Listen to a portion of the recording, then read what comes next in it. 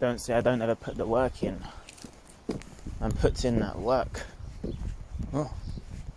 And when I noticed when the children went home, well, lunchtime there must have been about 12 kites above the door. And the teacher said, wait till they get home, then you'll see 5, and then I said 20 to 25. Whoa! Because you've got the hills and you've got the woods as well. Yeah. They're all over. Because people are feeding them. They're coming right down into the gardens. Right. The kids are getting worried now. The teachers are getting worried that they're going to start coming in when the children are around. Brook, and it flows from here, then through the grounds of the substation, which you can just see at the far end. Yeah.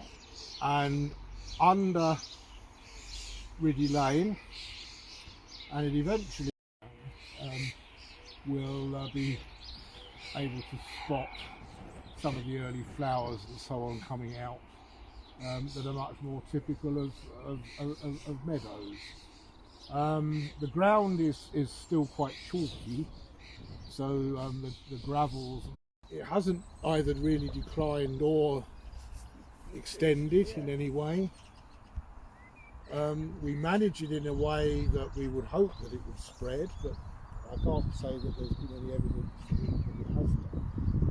And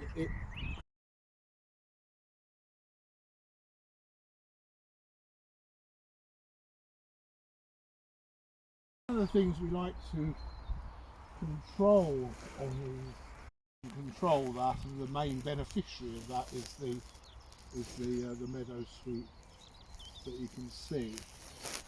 But if we were to sort of wade in amongst that, we would find quite a range.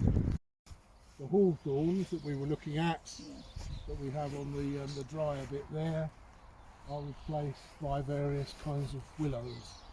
And this one, which is quite low growing and has very fine leaf, is the osier. And that was the willow that was mainly grown for basket making. And Luton was quite famous for baskets. There are a lot of them in the Wardown Museum. And one of my former colleagues in the days when I worked in the museum service wrote a book about basket making in Bedfordshire. And that was the willow that was grown for the purpose. So that's the osier. It doesn't get very big. It doesn't get much bigger than you can see over there. It's not one of these that turns into massive great trees. So there's lots of different willows.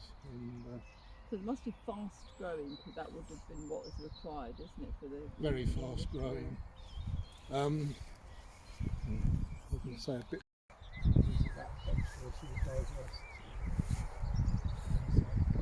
Does it still flood here?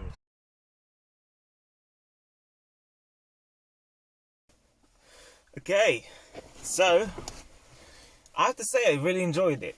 I really enjoyed that walk, seeing what wildlife and what nature is out there.